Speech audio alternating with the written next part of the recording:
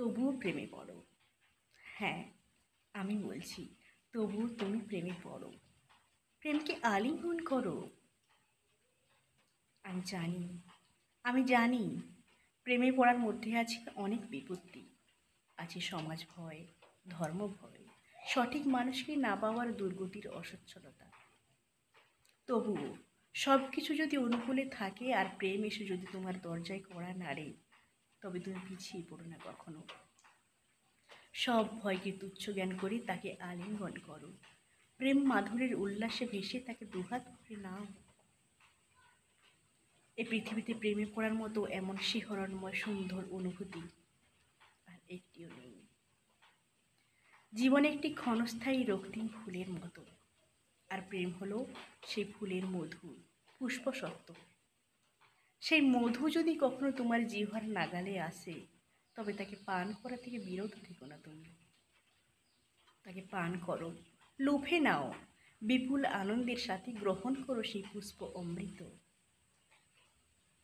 ক্ষুদ্র এই জীবনে এই অবিশ্বাস্য আনন্দকে আস্বাদন করা থেকে কেন তুমি বিরত থাকবে বলো? যৌবনে যে প্রেমে পড়ল না, তার মতো হতভাগ্য এই জগতে আর কেউ নেই। প্রেমে একবারও না পড়ার থেকে প্রেমে পড়ে ব্যর্থ হওয়াও অনেক শ্রেয়। প্রেমে পড়ো, ব্যর্থ হও, আবার প্রেমে পড়ো, আবার ব্যর্থ হও, তবুও প্রেমে পড়ো। জীবনের নানা বাঁকে বাঁকে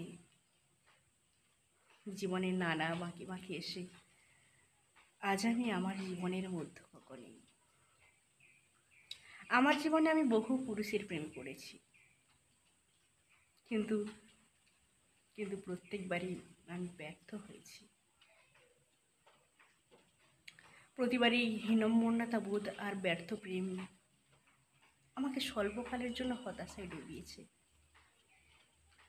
কিন্তু নিশ্চল করে দিতে পারেনি আমার জীবন প্রবাহকে।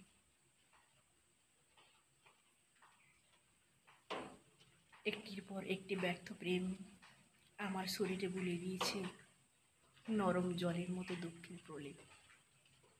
ব্যর্থ প্রেম আর দুঃখের নির্যাস মিশিয়ে আমি সৃষ্টি করে যাচ্ছি একটির পর একটি সুন্দর কবিতা। হয়েছি ভোরের নরম স্বর্ণালী রোদের মতো একজন কবি, যার সৃষ্টির চারিদিকে আনন্দের সাথে বয়ে যায় আকাশ মাতানো উল্লাস ধ্বনি। এই যে পরম শান্তি, সত্যি, এই যে অপার প্রাপ্তি।